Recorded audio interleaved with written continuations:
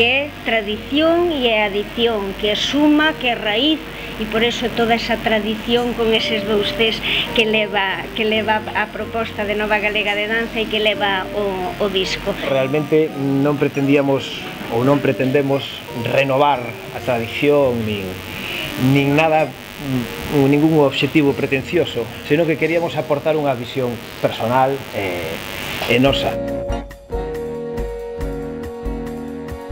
Cando se encomendou facer un traballo de creación musical ao redor do tan recurrente patrimonio musical, pois eu tiña moi claro que tiña que versar sobre músicas e músicos concretos, xente que ten nome propio, obviamente non son os nomes propios máis coñecidos, pero sí que son persoas posiblemente moi achegadas a nós. O meu traballo na Nova Galega de Danza é un traballo que supoño que no máis pragmático é ser músico, neste caso cantante, gaiteiro e percusionista, e no plano quizáis dos conceptos, pois, bueno, eu veño do mundo da música tradicional, fixen moitos traballos de campo, e entón seguramente neste disco e neste espectáculo en tradición, pois, bueno, o meu concurso tamén era un pouco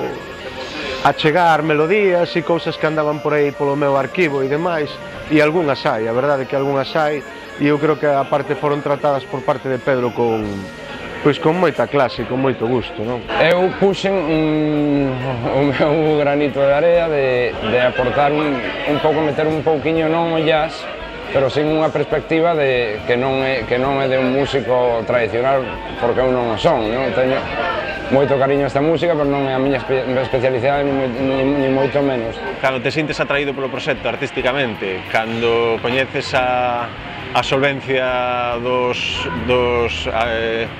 músicos neste caso, asumes o traballo sin demasiados medos tamén, porque sabes que o resultado final vai a ser sempre positivo. E, bueno, pois eso foi un pouco que me levou a aceptar este envite. Foi un traballo arduo, un traballo lento e complicado, porque foi un traballo de meses, non? Gravamos todo por pistas, non foi un disco grabado ao vivo, senón que foi un disco de estudio, que por unha parte é moi denso e moi complicado, pero por outra parte tamén é moi bonito, porque é moi orgánico, vas escoitando a todos os instrumentistas como van tocando por separado, non? Todas esas pistas que logo se funden nos directos, non? E a verdade é que foi un traballo duro, pero moi bonito. Quixera citar os Dezas de Moneixas, o Cuarteto Os Queixas, con Manuel Gende, que foi o noso contacto, o Marreco, o Pozo, Darío Díaz, Manuel Lago. Eses son os verdadeiros protagonistas deste traballo.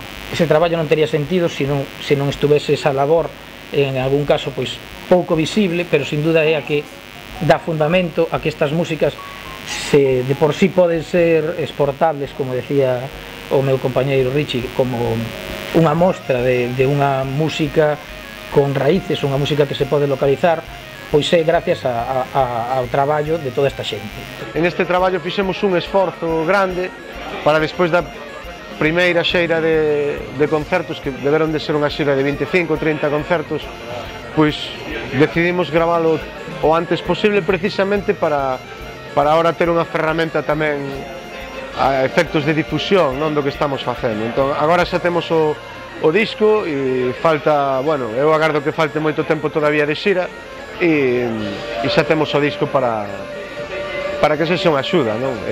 En cuanto á difusión do espectáculo.